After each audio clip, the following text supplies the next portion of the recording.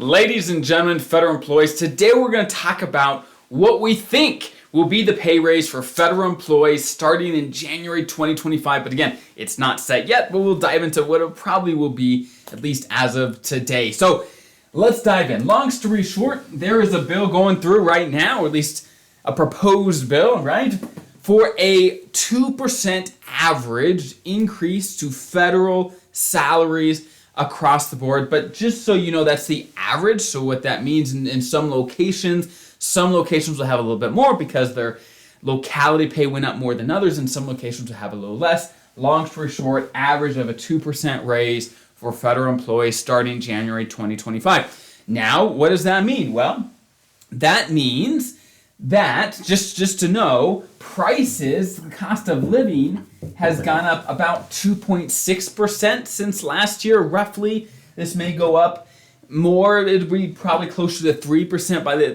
time we end the year. Long story short, it's good that the federal employees are getting an increase. That's huge. Is it exactly what inflation, exactly what prices have gone over the last 12 months? Probably not, but it is certainly better than nothing. Now, one thing I want to make sure we're super clear on, there's two things in this conversation we got to make sure are clear. A pay raise, which we're talking about right now, is different than a cost of living adjustment. Let me talk you through the difference, okay?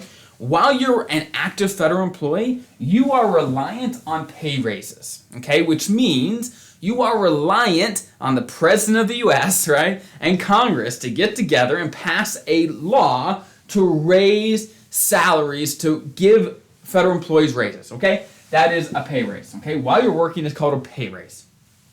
And again, this is what we're talking about. That is 2%, okay?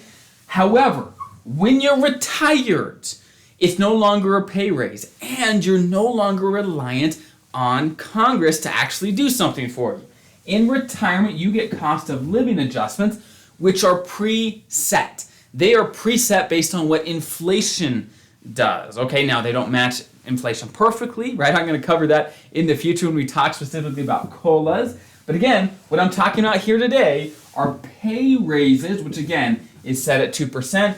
Pay raises while you're working. You're reliant on getting them passed by the president and Congress every single year, or not passed every single year. In retirement, though, the good news is it's actually built in. These are things are preset based on what inflation does, okay? So the good news is when you're retired, you don't have to beg and pray Congress to do something. In retirement, it is preset, okay? In the future, in a future video, I'm going to talk about the projection for cost of living adjustments for retired federal employee on your pensions, but that's a whole nother video. But again, about 2% is what we're estimating for your federal employee salary increase starting January 2025. But again, you never know until everything is signed and passed and done. But I'll keep you updated every step of the way, and I'll see you guys next time.